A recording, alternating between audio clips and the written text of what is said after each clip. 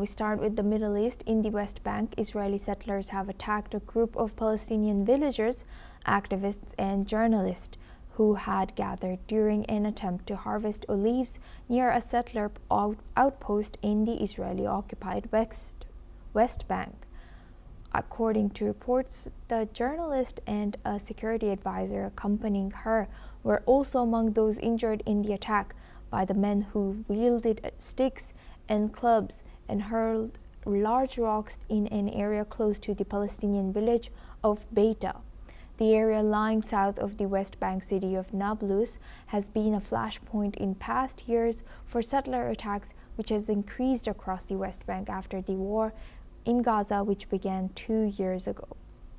The Israeli Defense Forces have dispatched soldiers to the scene after receiving what they described as reports of a confrontation. Let's in fact listen into what some of the people on the scene has said. As we were running down the steep hill,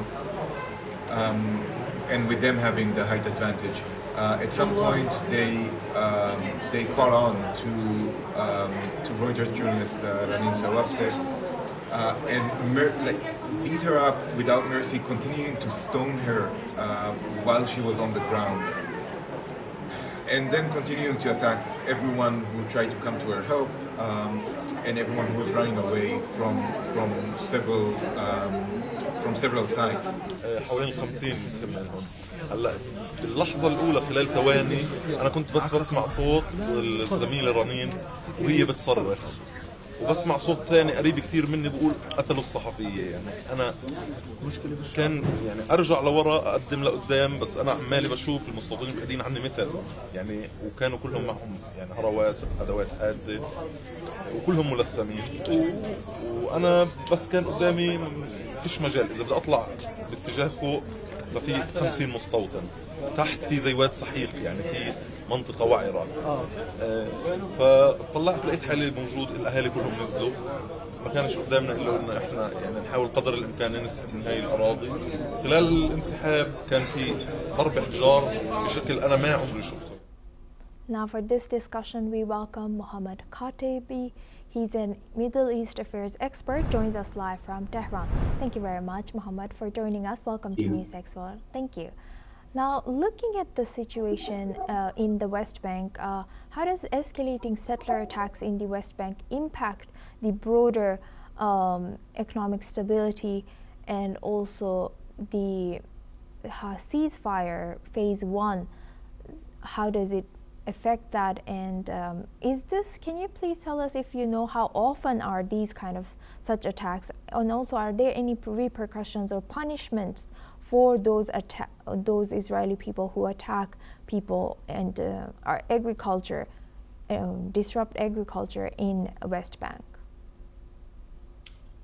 So these attacks are not very rare. These attacks happen in very short periods of time, and mainly every day these attacks happen, and Israeli settlers harass Palestinian farmers, and these settlers are provided security from the Israeli Defense Forces, and Israeli authorities are green-lighting these kinds of attacks, and they are letting Israeli settlers to create outposts in Palestinian lands.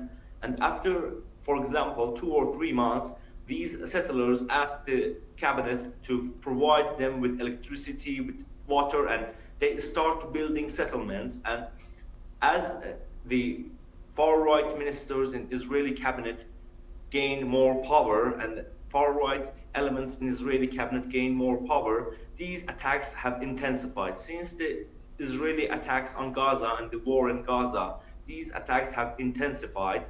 And the prospect of Israel completely annexing the West Bank is really much.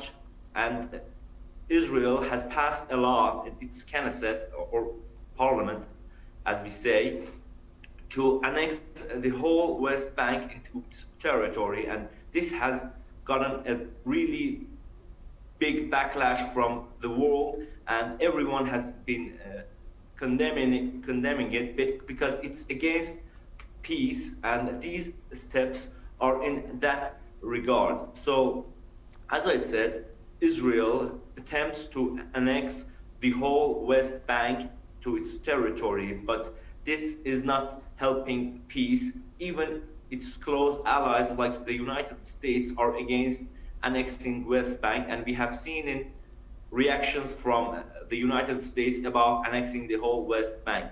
So the situation is really tense, and the attacks are continuing because the Israelis are green-lighting it. I mean, the authorities, the prime minister and the whole cabinet, they are provided, these settlers are provided with extensive protection, and they are continuing to attack every day.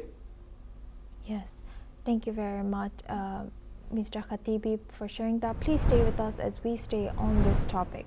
The IDF has said that it has shot dead a Palestinian terrorist